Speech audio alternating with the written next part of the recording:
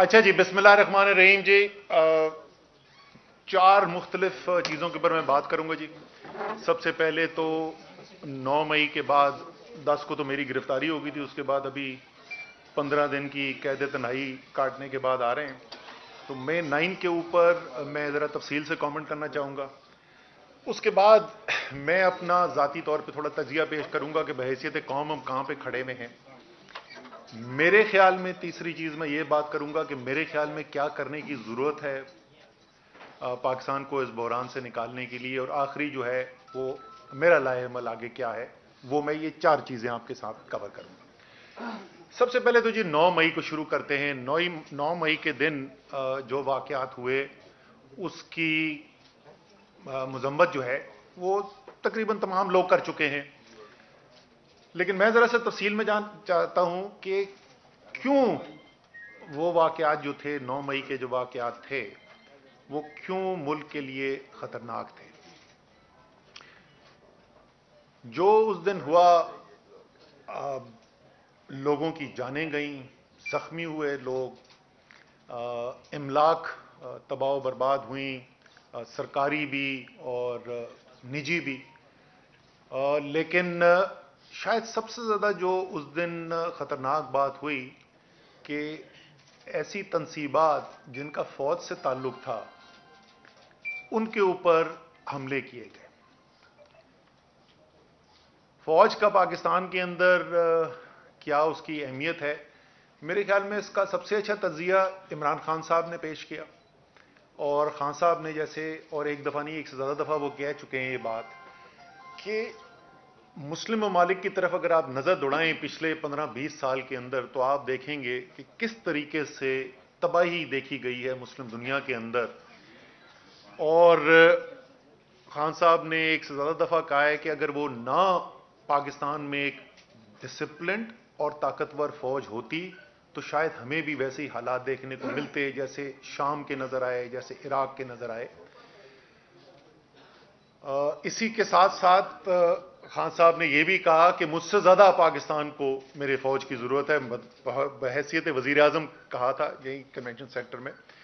تو ایک خاص فوج کی اہمیت ہے پاکستان کے اندر، اور ظاہر ہے فوج کی طاقت جو ہے صرف اس کی بندوقوں سے نہیں ہوتی. فوج کی طاقت جو ہے وہ جب قوم پیچھے کھڑی ہوتی ہے تو فوج کی طاقت بنتی ہے. اور اس دن جو مناظر دیکھنے کو ملے وہ نہ صرف قابل مذمت ہے بٹ ایک بہت بڑا لمحہ فکریہ ہے پاکستان کے لیے کہ کیوں ایسی صورتحال پیدا ہوئی. اور ظاہر ہے اس سے جو پیغام گیا ملک کے باہر وہ بھی انتہائی تشویشناک پیغام ہے. تو پہلے بھی اس کی بات کی جا چکی ہے. میرے خیال میں ایک شفاف تحقیقات ہونی چاہیے جس کے اوپر قوم کو اعتماد بھی ہو کہ جو تحقیقات کی جا رہی ہیں واقعی میں جو ذمہ داران ہیں، جو ملوث تھے اس کے اندر، ان کے اوپر بھرپور طریقے سے ایکشن ہونا چاہیے.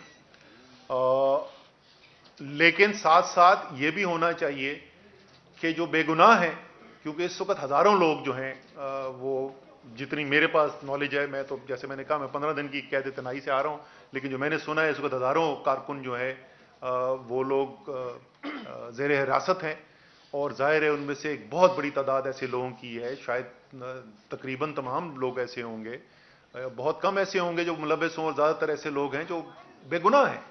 تو ان کو چھوڑنا بھی جو ہے، اور جلد سے جلد چھوڑنا جو ہے وہ بہت ضروری ہے. لیکن یہ تحقیقات ہونا، جو ملوث تھا اس کو سزا دینا، یہ انتہائی ضروری ہے. میرے لیے ذاتی طور پہ اس لیے بھی وہ اس دن کے مناظر ذرا زیادہ کیا کہنا چاہیے تشویشناک تھے، یا دل کو میرے زیادہ لگے، کیونکہ یہ میں پہلے بھی بات کر چکا ہوں. فائدہ آپ مجھ سے آج کوئی ایسی بات نہیں سنیں گے جو آپ پہلے نہیں سن چکے ہیں، سوائے میرے خیال میں آخر میں تھوڑی سی میں بات کروں گا. باقی میرا تجزیہ جو ہے وہ کوئی بھی ایسی چیز نہیں ہے جو آپ پہلے نہیں سن چکے. مجھے یاد ہے میں نے 2017 میں نیشنل اسمبلی کے اندر، قومی اسمبلی میں کھڑے ہو کے تقریر کی تھی جس میں میں نے 10 نام لیے تھے، اور میں نے کہا یہ نام کون ہے، آپ نے شاید سنے ہوئے نہ ہو. اور وہ 10 لوگوں کے نام تھے، 10 شہیدوں کے نام تھے جو اس سے پچھلے چند ہفتوں کے اندر شہید ہوئے تھے. اور جیسا میں نے اس دن کہا تھا اور آج پھر کہہ رہا ہوں، آپ کا اور میرا دفاع کرتے ہوئے، تو فوج جو ہے وہ صرف ان 2-3 بڑے جرنیلوں کا نام نہیں ہوتا جن کے نام ٹیلی ویژن کے ٹاک شوز کے اندر لیے جاتے ہیں یا جن کی پریس کانفرنسز کے اندر بات کی جاتی ہے. فوج لاکھوں لوگوں پر مشتمل ہے جو اپنی زندگی داؤ پہ لگاتے ہیں اپنے ملک کی حفاظت کے لیے, آپ کی اور میری حفاظت کے لیے. اور جیسے میں نے کہا, میرے لیے ذاتی طور پہ اس لیے تکلیف دہ تھا, میرا 3 نسلوں سے فوج سے تعلق ہے, یہ بات بھی پہلے سے مشہور ہے. اور مجھے بڑا فخر ہے اس بات کا کہ کوئی 1965 کے بعد سے کہ جنگ سے لے کے اگر آپ وار اینڈ ٹیرر تک اٹھا کے دیکھ لیں, کوئی بھی ایسی صورتحال نہیں ہوئی جہاں میرے خاندان کا, میرے والد, میرے بھائی, میرے بھتیجے, وہ انہوں نے اپنی زندگی داؤ پہ نہ لگائی ہو ملک کے دفاع کے لیے. سو اس لیے جو بھی تعلق رکھتا ہے, جو بھی اہمیت کو سمجھتا ہے, اس سب کے لیے وہ تکلیف دہ مناظر تھے. تو ایک تو یہ 9 مئی کے بارے میں یہ ضرور اپنے کہنا چاہتا تھا, اور میرے خیال میں تقریباً تمام قوم کے ساتھ جو ہے یہی اظہار خیال کیا گیا ہے, تو یہ کوئی بڑی یونیک بات میں نے نہیں کی ہے. لیکن اس کے ساتھ ساتھ صرف 9 مئی نہیں ہے, ہماری قوم اس وقت کدھر کھڑی ہوئی ہے, کہاں پہ ہم ملک کو لے کر آ گئے ہیں. میں ملک کو دیکھ رہا تھا, تجزیہ کر رہا تھا, جیل میں بیٹھ کے ٹائم بہت ہوتا ہے سوچنے کا, تو میں نے کہا 5 بڑے سٹیک ہولڈرز ہیں اس وقت پاکستان کے اندر. پاکستان کی عدلیہ, اعلیٰ عدلیہ میں تقسیم ہوا ہے, سارا پاکستان دیکھ رہا ہے کہ عدلیہ تقسیم ہے. عدلیہ فیصلے کرتی ہے, عمل درآمد نہیں ہوتا. ایک عجیب و غریب صورتحال ہے کہ وہ عدلیہ جس کے بغیر آپ کی آئینی طرز حکومت ممکن نہیں ہے, جس کے بغیر جمہوریت ممکن نہیں ہے, اس عدلیہ کے آپس میں اختلافات پیدا ہوئے میں اور اس کے فیصلے جو ہیں وہ زمین پہ امپلیمنٹ نہیں ہو رہے. یہ کتنی خطرناک صورتحال ہے ملک کے لیے. دوسرا اہم سٹیک ہولڈر پاکستان کی فوج, ابھی میں تفصیل سے بات کر چکا ہوں مئی 9 کو کیا ہوا اور کیا وہاں پہ صورتحال پیدا ہوئی بھی ہے. تیسرا بڑا سٹیک ہولڈر پاکستان تحریک انصاف. میری ذاتی رائے کے اندر پاکستان کی سب سے بڑی سیاسی پارٹی, واحد قومی پارٹی, ہزاروں ورکر جو ہیں اس وقت جیل میں پڑے ہوئے ہیں, بیشتر قیادت جو ہے وہ جیل کے اندر ہے. سو سب سے بڑی تحریک جو سیاسی پارٹی ہے اس کے یہ حالات ہیں. پی ڈی ایم ہمارے سیاسی حریف ہیں اور بڑی شدید ہماری آپس میں مخالفت ہے, لیکن ایک سیاسی حقیقت ہے. میرے خیال میں آج یہ میرا ذاتی تجزیہ یہ ہے کہ اگر آج الیکشن کرا دیا جائے تو آج وفاق میں, پنجاب میں اور خیبر پختونخوا میں تحریک انصاف کی حکومت بنے گی, اور سندھ اور بلوچستان کے اندر پی ڈی ایم کی حکومت بنے گی یا پی ڈی ایم کی جماعتوں کی حکومت بنے گی, اور وفاق کے اندر بھی ٹھیک ٹھاک تگڑی اپوزیشن بنے گی. ہو سکتا ہے کہ ان کی رائے اس سے مختلف ہو, لیکن میری رائے میں تو وہ بھی یہ جو ایک اتنی بڑی سیاسی حقیقت ہے, ان کی سیاست جو ہے وہ پچھلے 13 مہینے میں اس کا بیڑا غرق ہو گیا اور وہ کمزور ہو گئے. جب پاکستان میں سیاسی پارٹیاں کمزور ہوتی ہیں تو اس سے پاکستان کی جمہوریت صرف نہیں, پاکستان کا ملک کمزور ہوتا ہے. تو یہ چوتھا سٹیک ہولڈر ہے. لیکن ان چاروں سٹیک ہولڈر سے زیادہ اہم سٹیک ہولڈر ایک 5واں سٹیک ہولڈر ہے, اور وہ ہے پاکستان کی عوام. وہ 25 کروڑ پاکستانی. اس 25 کروڑ پاکستانی کے ساتھ پچھلے 13 مہینے کے اندر کیا ہوا ہے, اس 13 مہینے کے اندر پاکستان کی تاریخ کی بدترین مہنگائی کا اس کو سامنا کرنا پڑا ہے. خوفناک حد تک بڑھتی ہوئی بے روزگاری دیکھنے کو مل رہی ہے. ایسی معیشت کے حالات کبھی پاکستان نے دیکھے ہی نہیں جیسی اس وقت صورتحال پاکستان کے اندر پیدا ہوئی ہے. تو ایک عام پاکستانی کی زندگی جو ہے وہ مشکل ہوئی ہے اس وقت, تکلیف میں اس وقت ایک عام پاکستانی. تو کرنا کیا ہے؟ اگر سارے سٹیک ہولڈرز ہیں, یا تو کسی کا فائدہ ہو رہا ہو نا, کسی کے تو حالات اچھے نظر آ رہے ہو, سارے سٹیک ہولڈرز کے لیے اگر خرابی نظر آ رہی ہے تو اس کا مطلب جو 13 مہینے سے ہو رہا ہے وہ ملک کے لیے ٹھیک نہیں ہے. اس کا مطلب کچھ مختلف ہونے کی ضرورت ہے.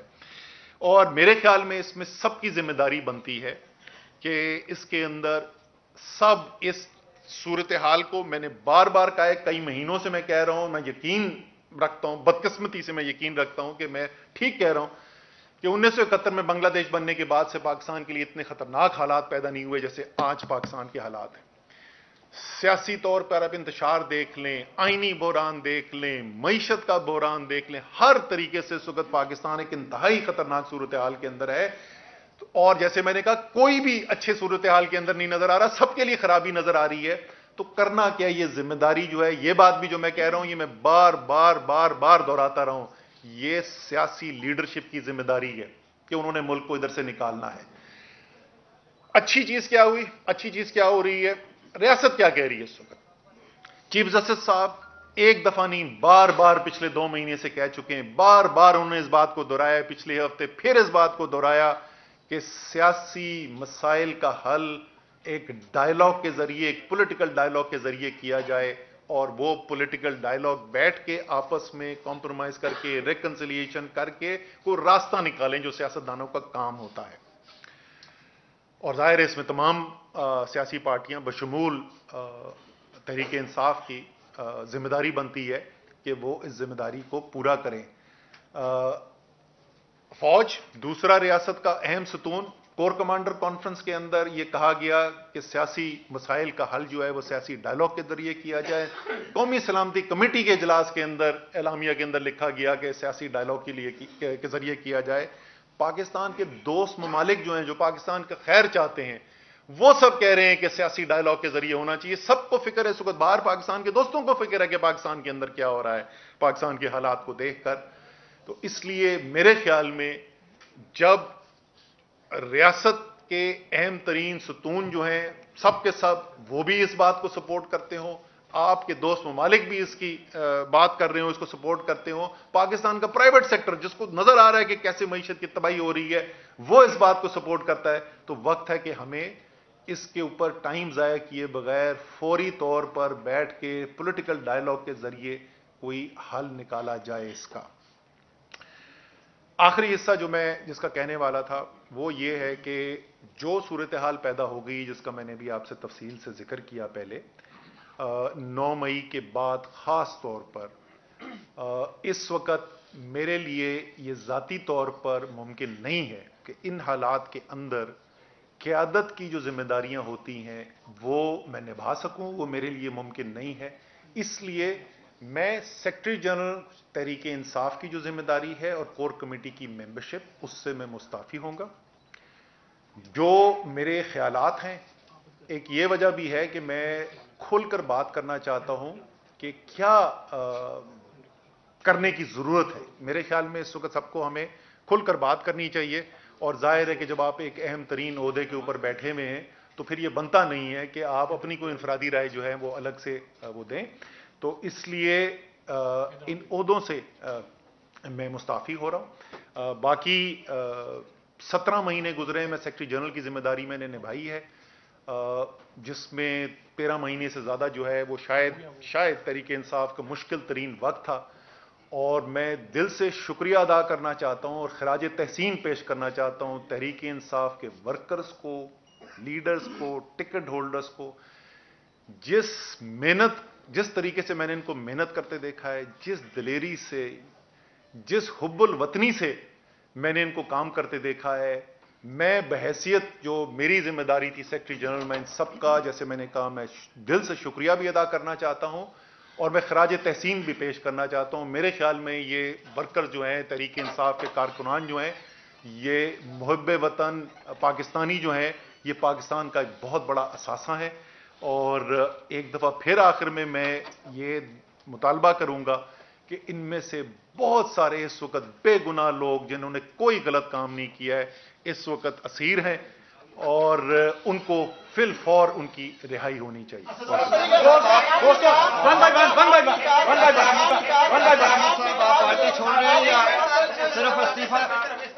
نہیں سر، میں نے صرف میں سوال پوچھ لیا، وہ سب سے obvious سوال یہ ہے کہ میں نے صرف ہو گیا، آپ جواب دیں۔ اب صرف اردو سے جا رہے ہیں یا پارٹی چھوڑ رہے ہیں؟ سمجھ نہیں، ایک سیکنڈ سر میں ایک سوال پوچھتا ہوں، سوال ہو گیا، جواب دینے دے، سوال ہو گیا، جواب دینے دے، مجھے کیا سوال بولیں۔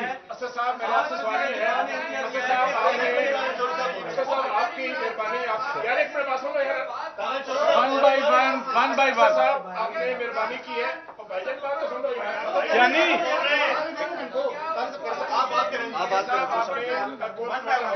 عمران خان اسد عمر اور دیگر کی اگر بات پہلے مانتے تو کیا آج کے دن ان کو صاحب سوال یہ ہے کہ آپ نے مہربانی کی ہے، آپ نے کور کمانڈر ہاؤس پہ حملے کی مذمت کی ہے، آپ کو 30 اگست 2014 پہ لے جانا چاہتا ہوں ذرا آپ کی موجودگی میں، کی موجودگی میں، ڈاکٹر عارف علی کی موجودگی میں حملہ ہوا تھا ڈی ایم ہاؤس پہ، سی ٹی وی پہ، ریڈیو پاکستان پہ اور پارلیمنٹ ہاؤس پہ مذمت کریں گے؟ اچھا جی، میں آپ کو بتا دیتا ہوں اس کی پہلی بات تو پرائم منسٹر ہاؤس پہ کوئی حملہ نہیں ہوا تھا کیونکہ وہ ڈی چوک کے اوپر ہی ٹیئر گیس شیلنگ شروع ہو گئی تھی اور وہاں سے آگے کوئی گیا نہیں تھا۔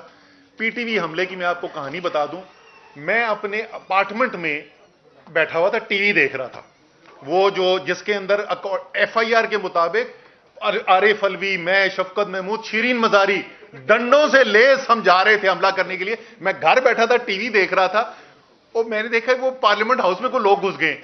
میں نے فون ملایا سیدھا اون چودھری کو، یہ کس کو، میں نے کہا خان سے میری بات کراؤ۔ میں خان صاحب کو بولا وہ تو پی ٹی وی ہاؤس میں گھس گئے، ابھی جا کے اوپر کنٹینر میں جا کے اعلان کریں، لوگوں سے بولیں کہ اگر کوئی پی ٹی آئی والا تو فوراً باہر نکلے، اور اگر پی ٹی آئی والا نہیں ہے تو ظاہر ہے اس کو کچھ کرنے سے۔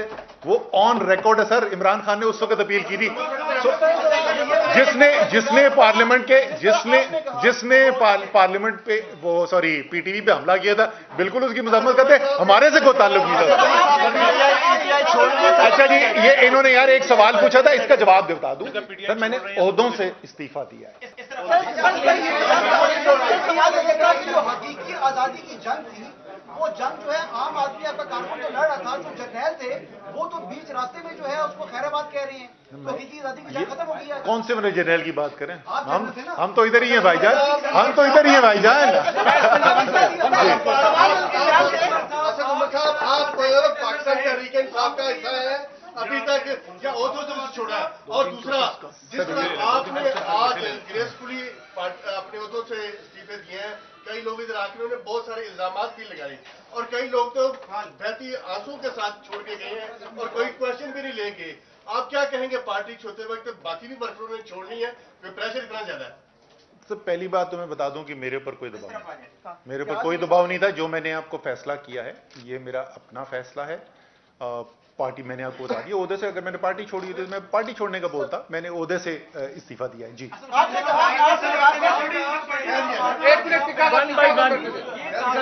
تاثر ہے کہ اینٹی اسٹیبلشمنٹ بیانیہ ہے، کیا تحریک انصاف کی اینٹی اسٹیبلشمنٹ بیانیے کے ساتھ رہیں گے یا پہلے بیانیہ باقی ایسی رہا ہے؟ اس کی طرف وضاحت کیجیے گا۔ اور دوسرا میں نے پوچھا تھا کہ تحریک انصاف کو کس کی نظر لگ گئی، آپ نے کہا پاپولر ہو رہی ہے جماعت، آج بتا دیجیے گا 2 وجہ۔ دیکھیں میں اب جہاں تک مقبولیت کی بات ہے، ہمارے پاس ٹھوس ذرائع کیا ہوتے ہیں یہ پتا کرنے کے لیے کہ کوئی جماعت مقبول ہے یا نہیں ہے؟ یا سروے ہوتے ہیں یا الیکشن ہوتے ہیں۔ آپ نے سروے دیکھے، سروے کے اندر آپ کو نظر آیا کہ تحریک انصاف کی مقبولیت بڑھتی چلی گئی حکومت چھوڑنے کے بعد۔ الیکشن آپ نے دیکھے، 75% الیکشن جو ہے تحریک انصاف جیتی چلی گئی، تو اس میں تو کوئی شک ہی نہیں تھا۔ اب سوال یہ ضرور اٹھے گا، اگلے سروے آنے کی میں بڑا یقین ہوں کہ 9 مئی کے بعد کوئی امپیکٹ آیا پی ٹی آئی کے اوپر یا نہیں آیا، وہ ہمیں نظر آ جائے گا۔ لیفٹ سائڈ یہ بتائیں مجھے کیا آپ سمجھتے ہیں اس تمام تر انتشار، اس تمام تر خرابی اور بحران کے ذمہ دار عمران خان ہیں؟ اور دوسرا یہ کہ کیا عمران خان اب بھی آپ کے لیڈر ہیں؟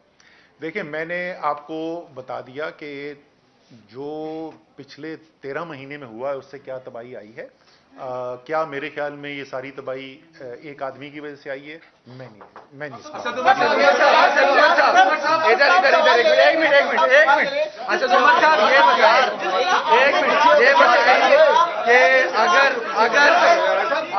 اگر اسد عمر اور دیگر لیڈران جو ہے اگر ان کی بات عمران خان مانتے تو کیا ان کو آج یہ دن دیکھنا پڑتا پی ٹی آئی کو؟ اچھا جی سر جی اچھا جی ایک سیکنڈ یار اس کا تو جواب دے دوں میں یار اس کا تو جواب دینے دو۔ اچھا پہلی بات تو یار اس کو سوال کا جواب تو دے دوں یار۔ پہلا تو مجھے یہ لگتا ہے کہ اویس کیانی کو ابھی تک غصہ چڑھا ہوا ہے کہ یہ میری شادی اس نے کیوں نہیں اٹینڈ کی تھی۔ بھائی میں اسلام آباد نہیں تھا اس دن، ٹھیک ہے نا؟